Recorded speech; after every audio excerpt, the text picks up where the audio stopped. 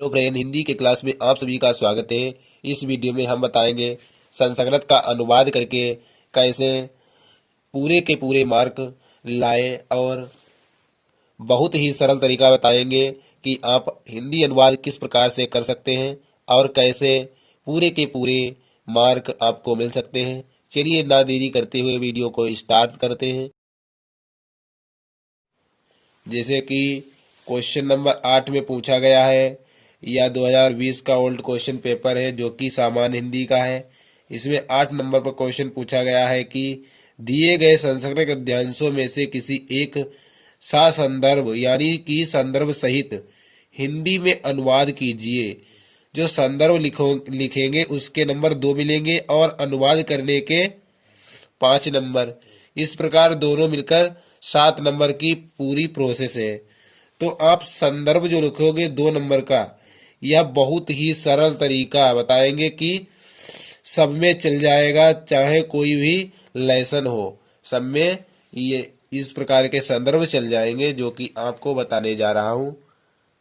पहले आपको बता देंगे कि संस्कृत में अनुवाद करने के लिए 2 पैराग्राफ पूछे जाते हैं अथवा में, और एक 2 में से एक कर सकते हो। जैसे इसे पूछा गया है यहाँ से यहाँ तक पहला पैराग्राफ, और दूसरा अथवा में दिया हुआ है ये वाला पैराग्राफ।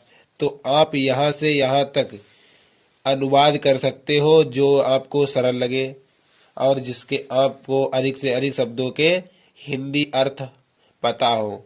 तो मुझे इसके हिंदी अर्थ सर्वाधिक पता है। कुछ लेसन ऐसे ही होते हैं क्योंकि उसके हिंदी अर्थ आपको बहुत सारे हिंदी अर्थ पता होते हैं, और कुछ आप छोड़ देते हैं, फिर भी आपको पूरे के पूरे मार्क मिल जाएंगे, जैसे कि हम आपको अभी बता रहे हैं।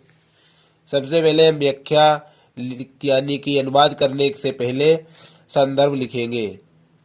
आप सभी इसी प्रकार संदर्भ लिखना, और बोर्ड परीक्षा में जैसे मैं लिखूं उसी प्रकार लिखें तो आपको पूरे के पूरे मार्क दे दिए जाएंगे। तो हम लिखते हैं प्रस्तुत गद्यांश। यह है गद्यांश है, न कि पद्यांश। प्रस्तुत गद्यांश हमारी पाठ्य पुस्तक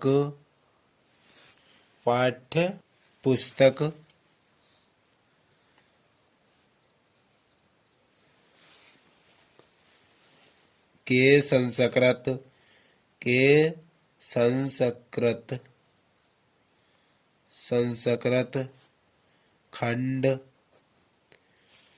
संस्कृत खंड में संकलित।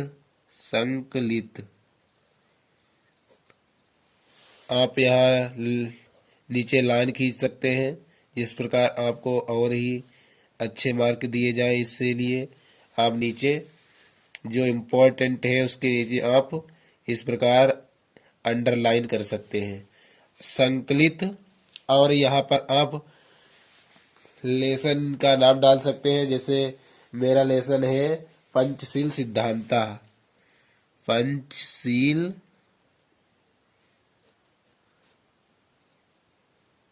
सिद्धांता, और इसके नीचे भी अंडरलाइन कर देंगे क्योंकि यही मेन है। तो पंचशील सिद्धांता नामक पाठ से लिया गया है। तो हम इस प्रकार सभी में लिख सकते हैं जितने कि किसी पाठ से संबंधित आपको अनुवाद करने को मिले तो उसे पूछेगा संदर्भ लिखिए। तो संदर्भ आपको केवल यहाँ पर पंचशील की जगह पर जो लेसन हो, यानी कि जो लेसन से पैराग्राफ दिया हो उस लेसन का नाम आपको पता होना चाहिए, और उसको आप यहाँ पर फीड कर सकते हैं और बाकी जैसा का तैसा लिख सकते हैं। इसे याद कर लें क्योंकि बहुत ही सरल तरीका है, ऐसा आपको कोई भी नहीं बताएगा, जैसा कि हमने अपने एग्जाम में किया था। अब हम हिंदी अनुवाद हेडिंग डालते हैं, हिंदी अनुवाद।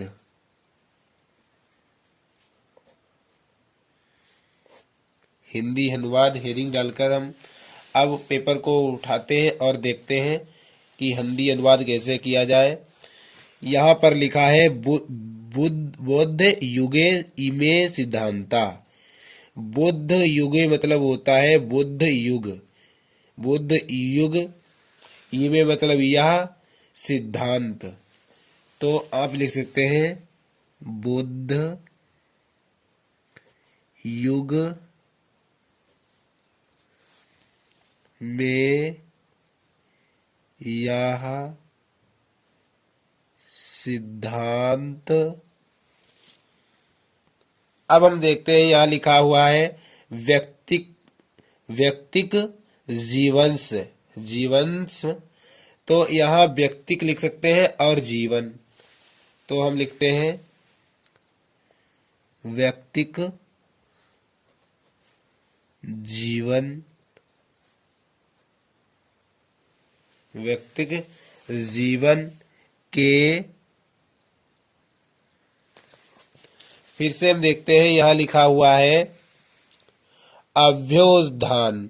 यहाँ पर उद्यान निकलता है तो यहाँ पर उद्यान लिख सकते हैं, जीवन के उद्यान।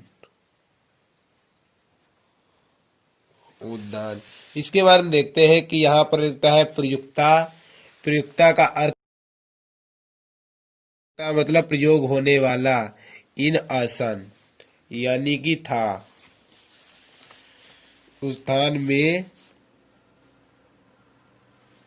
प्रयोग होने वाला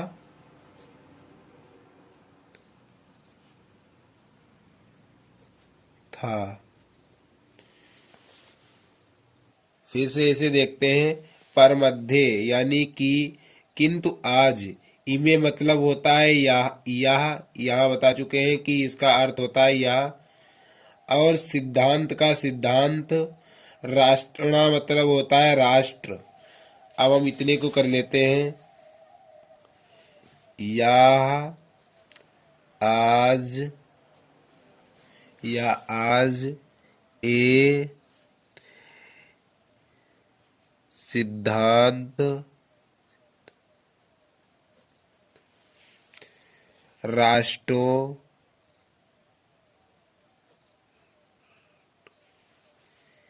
राष्ट्रों इसके बाद देखते हैं राष्ट्रणाम मतलब होता है राष्ट्रों पर परस्परी मैत्रीय सहयोग कारिणी। पर मतलब परस्पर, मैत्री मतलब मित्रता, सहयोग मतलब सहयोग, कारिणी मतलब का कारण है। तो हम लिख सकते हैं राष्ट्रों के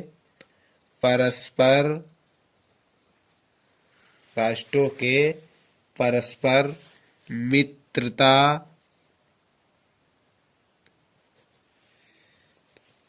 और सहयोग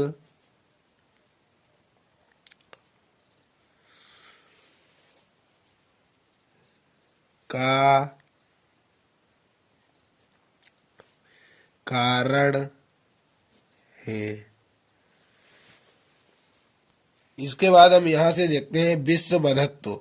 विश्व बंधुत्व मतलब भाईचारा। विश्व शांतिश्च यानी कि विश्व की शांति। साधनान मतलब साधन है, तो इसके लिए लिख सकते हैं विश्व बंधुत्व यानी कि भाईचारा और विश्व शांति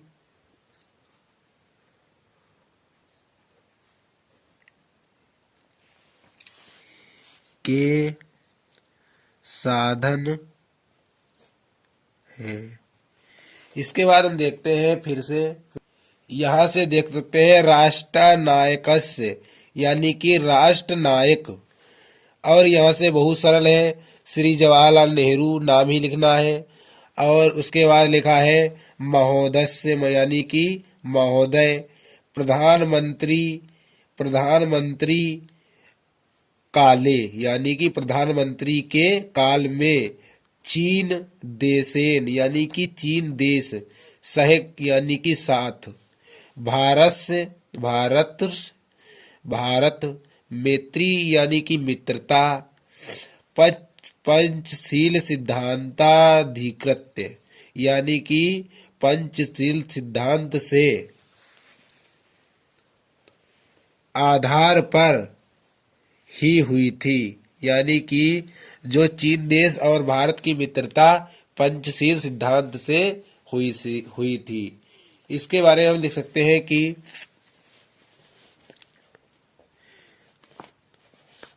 राष्ट्र नायक श्री जवाहरलाल नेहरू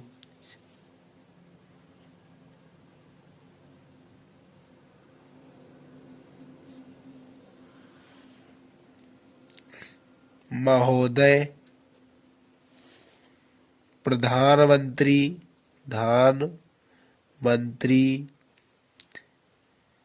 के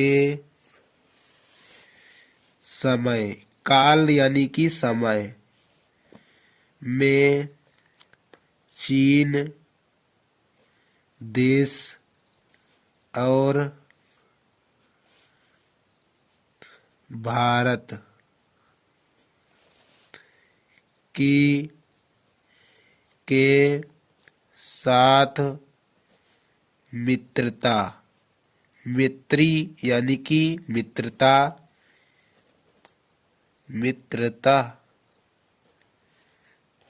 इसी पंचशील सिद्धांत से हुई थी।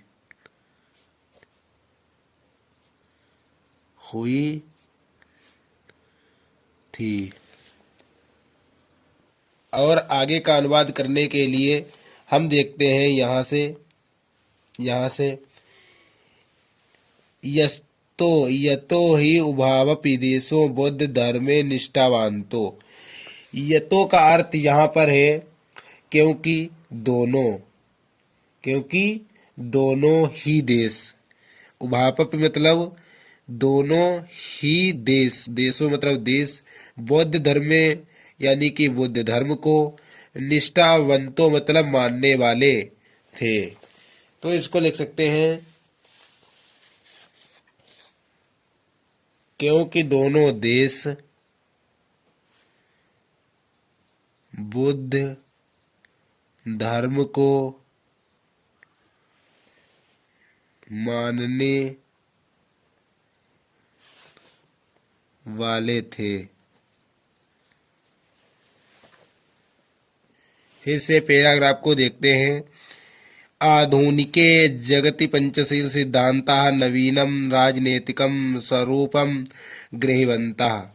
देखते हैं कि आधुनिके यानी कि आधुनिक, जगति यानी कि जगत यानी कि संसार में पंचशील सिद्धांतों के नवीन मतलब नवीन, और राजनीतिक का अर्थ होता है राजनीतिक, स्वरूप का अर्थ स्वरूप, और गृहीतवन्तः मतलब होता है ग्रहण कर लिया है। इसका अनुवाद लिखते हैं। आधुनिक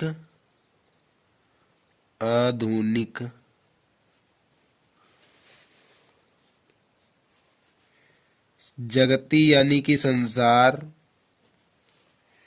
में पंचशील सिद्धांता यानी कि पंचशील सिद्धांतों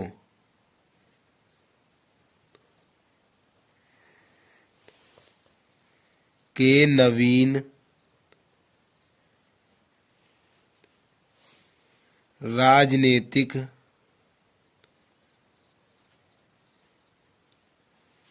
स्वरूप ग्रहण करने वाले